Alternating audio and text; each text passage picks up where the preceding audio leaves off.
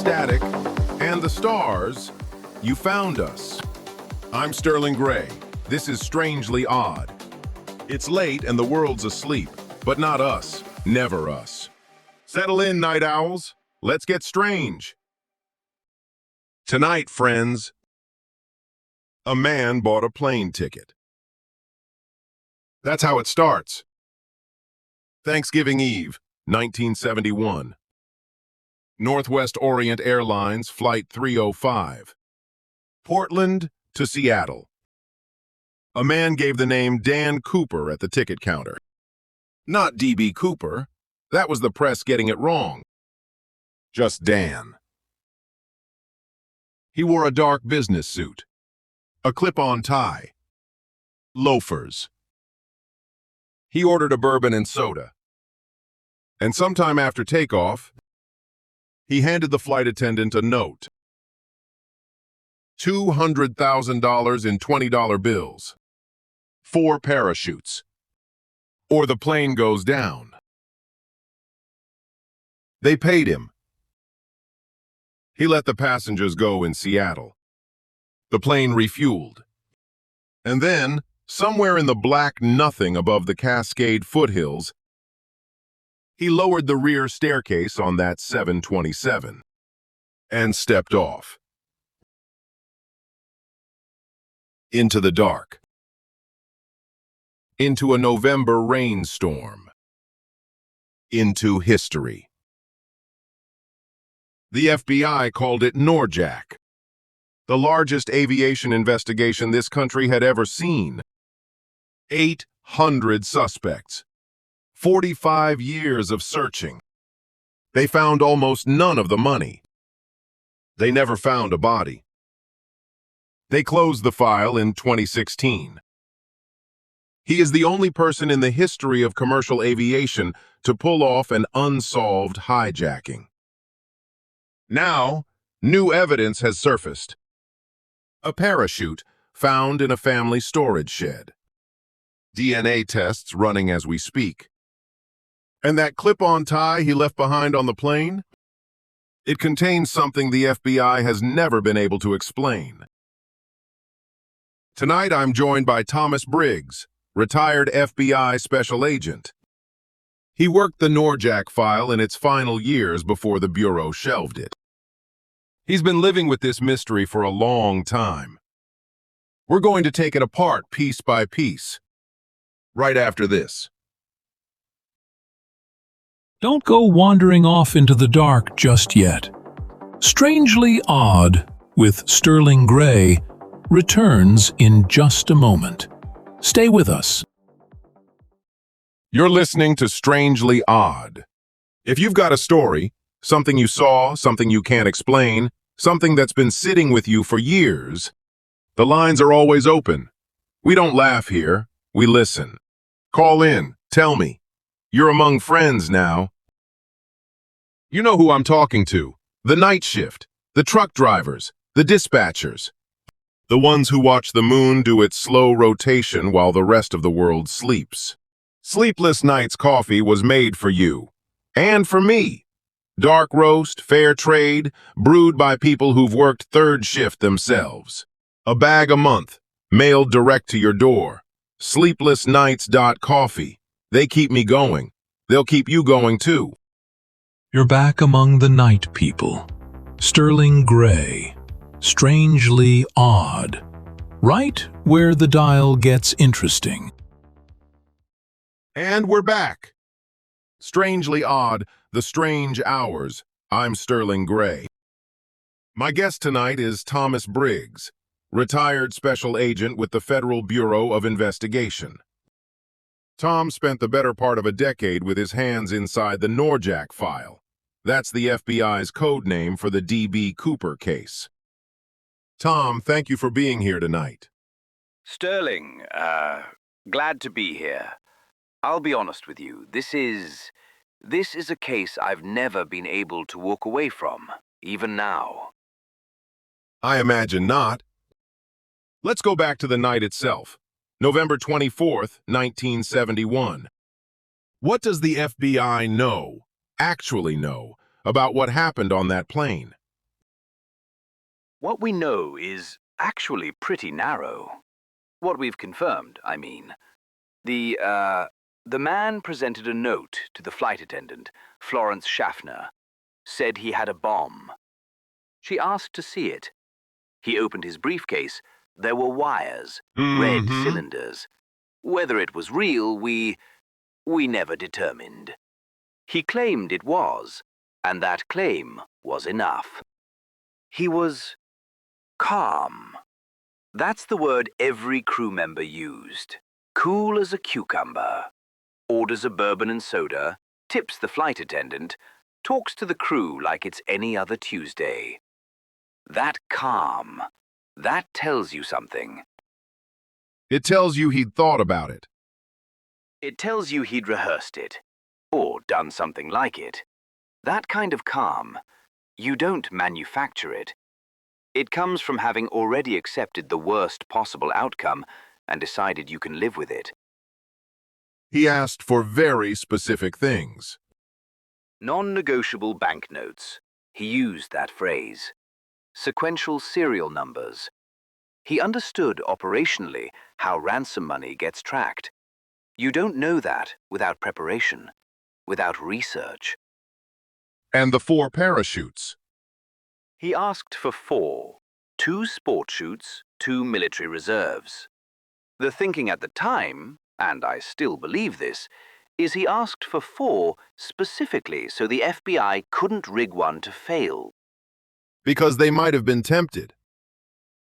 Yeah, they were tempted. You give a criminal 1 parachute, you can doctor it. 4 is a different problem. Can't sabotage all 4. He thought it through. And here's the thing. He only used 1. Left 3 chutes on the plane. He didn't take extras, didn't grab a second reserve, just 1 jump. He wasn't hedging. He knew what he was doing. He released the passengers in Seattle, collected his money, and then he told the crew, fly south. Mexico City was the stated destination. Fly low, slow, gear down.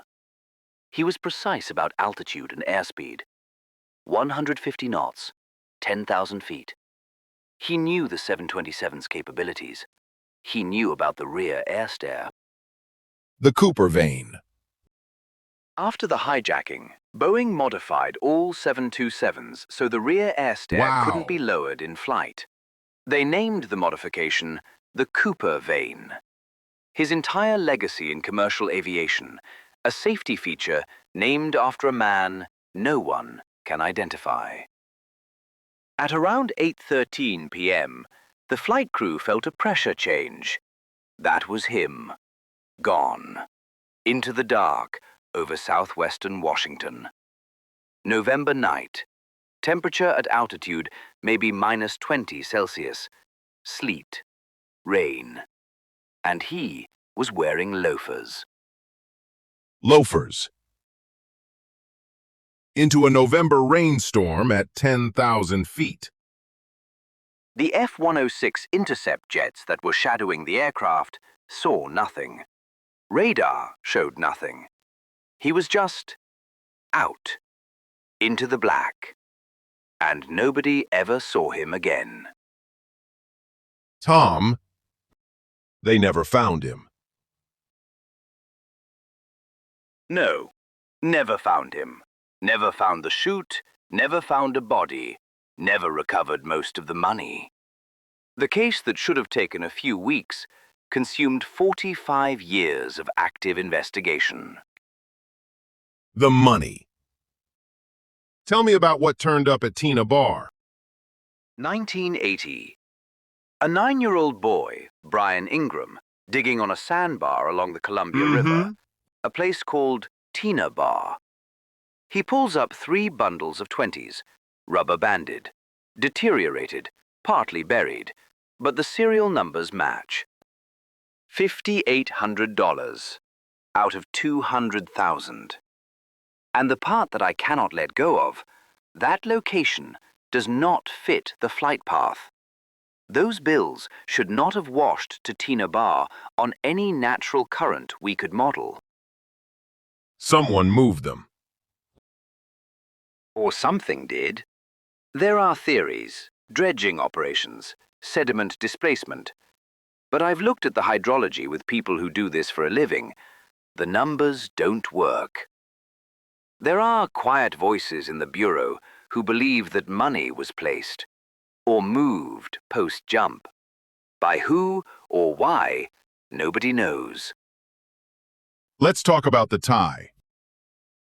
Because this is the part that most people haven't heard. The clip-on tie. He left it on the seat. Forensics in '71 were limited, but when better tools came along, analysts went back to that tie with electron microscopy and found over 100,000 microscopic particles embedded in the fibers. What kind of particles? Bismuth, unalloyed titanium, rare earth elements. Now, bismuth and unalloyed titanium together, in that concentration, in that purity, you do not pick that up at a desk job. That is from a specialized manufacturing environment. Aerospace, most likely.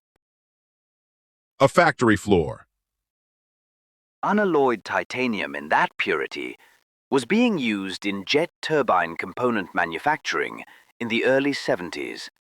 A very small number of facilities, and whoever worked there, they carried those particles home in their clothes, in their hair, on a clip-on tie they wore to go commit a crime. He was an industry man. That's the theory that fits the evidence, and it explains everything else. The technical precision, the knowledge of the aircraft, the calm. This wasn't random. Someone thought about this for a long time. The suspects. Give me the ones that kept you up. Richard McCoy.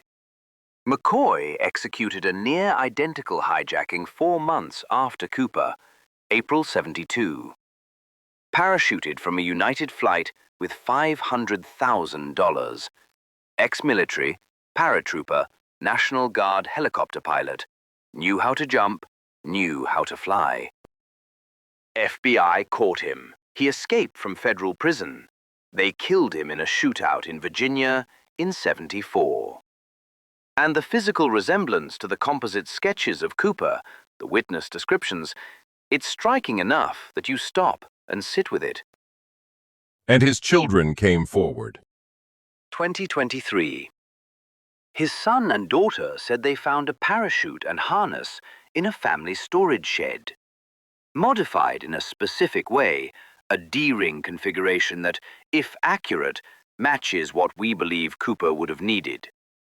They called it unique. They submitted it to the Bureau. DNA from the tie is being matched against the McCoy family. Those results, as far as I know, have not been made public.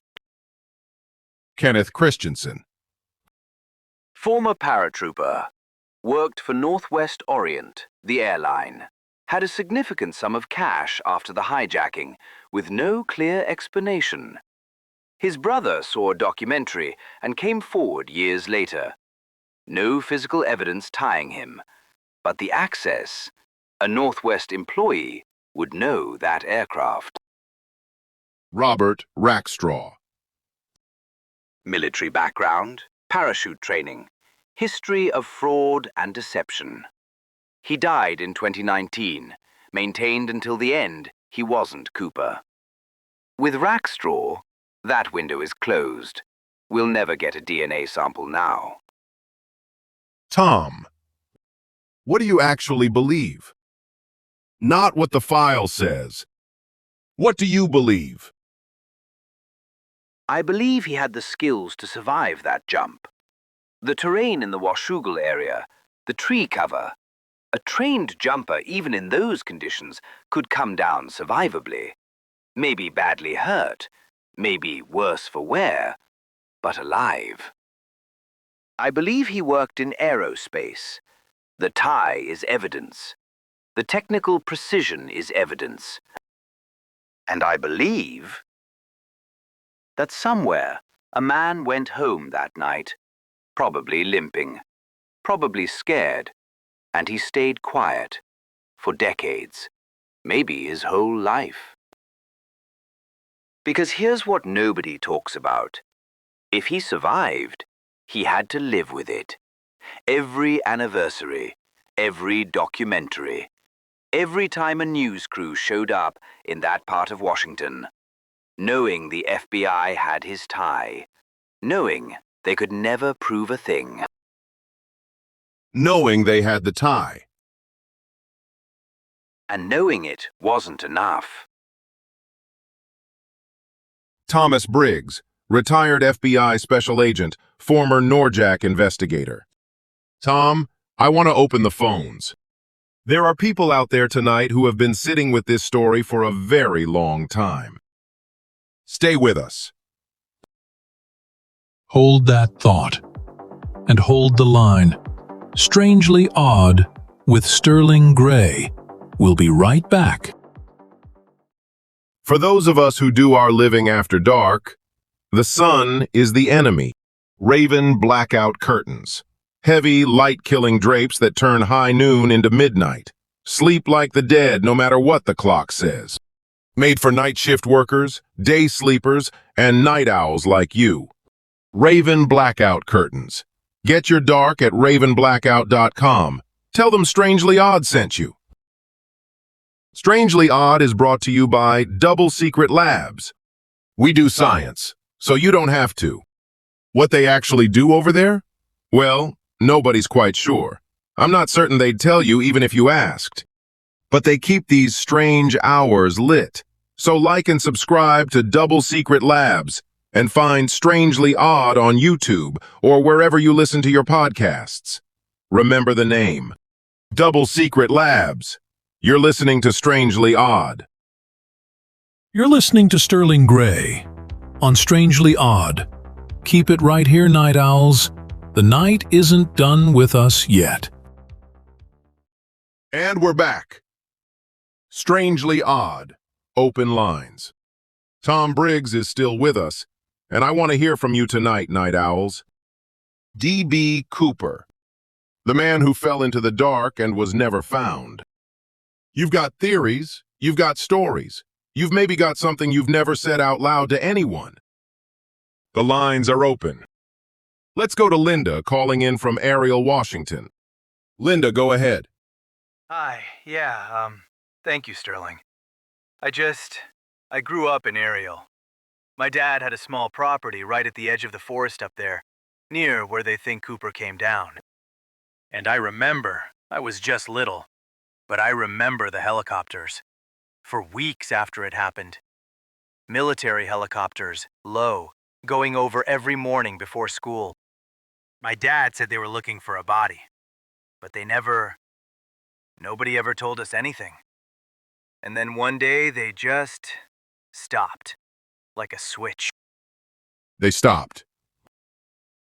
Yeah, my dad used to say. He'd say, "You don't stop that kind of search unless you've already decided you're not going to find what you're looking for." I don't know if that means anything. I've just always wondered. Tom, does that read as anything to you? The search was extensive.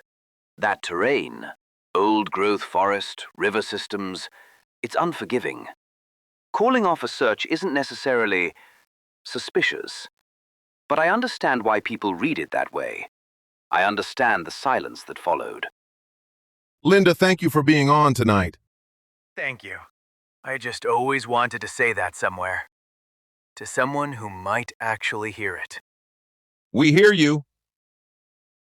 Kevin on the line. Kevin, go ahead. Yeah, hi. So I work in aerospace materials, and the titanium thing, the tie, it keeps me up, honestly. Unalloyed titanium in that form, that purity, in the early 70s, that was a very small world. Pratt & Whitney, certain Boeing vendors, maybe 2 or 3 other facilities in the Pacific Northwest.